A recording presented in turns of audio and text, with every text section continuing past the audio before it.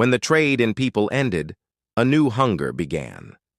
The same coast once stained with blood now flowed with golden oil, and the world came rushing back to Togo's shores. In the sun-kissed cradle of Togo's coastal plains, a people traded chains for palms, but the sorrow lingered.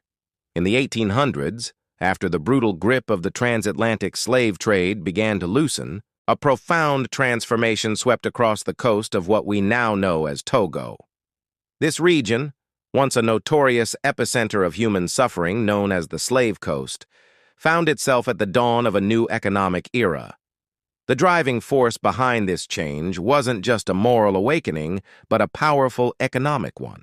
The world's appetite had shifted from human labor to industrial resources, and one commodity stood out above all others: palm oil. This red gold, as it came to be known, was essential for lubricating the machines of the Industrial Revolution and for making soap and candles for Europe's burgeoning cities. For the small kingdoms along the Togolese coast, like Anejo and Little Popo, this was a moment of critical adaptation. They had to pivot their entire economies away from the horrific but deeply entrenched trade in human beings to the cultivation and export of palm products.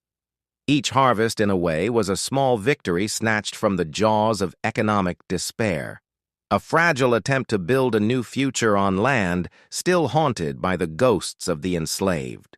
But what desperate circumstances, what aching realities propelled this monumental shift from trading blood for oil?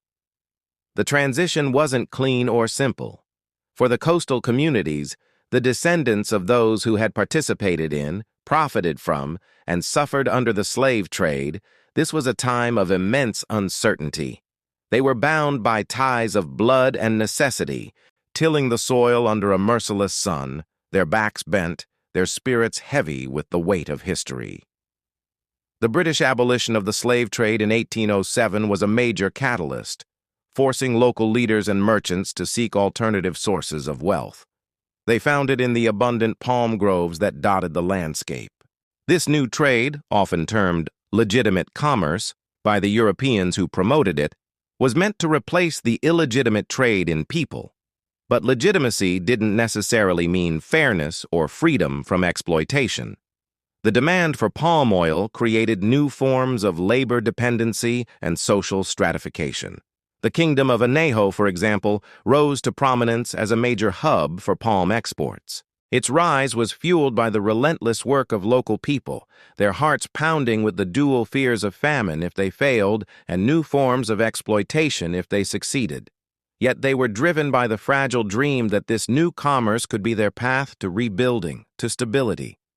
Each barrel of oil shipped from their shores represented a victory, a symbol of survival in a world that had so recently torn their societies apart. By the mid-1800s, the palm oil trade was at its peak. The coast was bustling with activity, a beacon of apparent resurgence. European trading houses established posts, and a new class of local merchants and brokers emerged. But the cost of this new prosperity was etched into the land and its people. The intensive labor required for harvesting and processing palm fruit was grueling. It deepened social divides between those who controlled the trade and those who performed the labor. And while the chains of the slave trade were gone, the memory of loss was ever present. The freedom that came with legitimate commerce often felt hollow, a lament for the kin who had been lost forever across the Atlantic. This era of fragile transition, this attempt to turn interconnected dreams into a new reality, was ultimately short-lived. As the 19th century wore on, the very European powers that had championed the palm oil trade began to crave something more: direct political control. The scramble for Africa was on the horizon, and the economic foothold gained through the palm oil trade would soon become a justification for colonial conquest.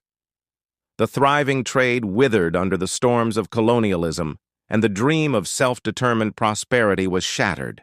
The land itself seemed to weep as its children once again found themselves under the control of foreign powers. So, as we look back, a chilling question emerges. Was this shift from slave chains to the grip of the palm oil trade a genuine step toward freedom, a call to abolition answered?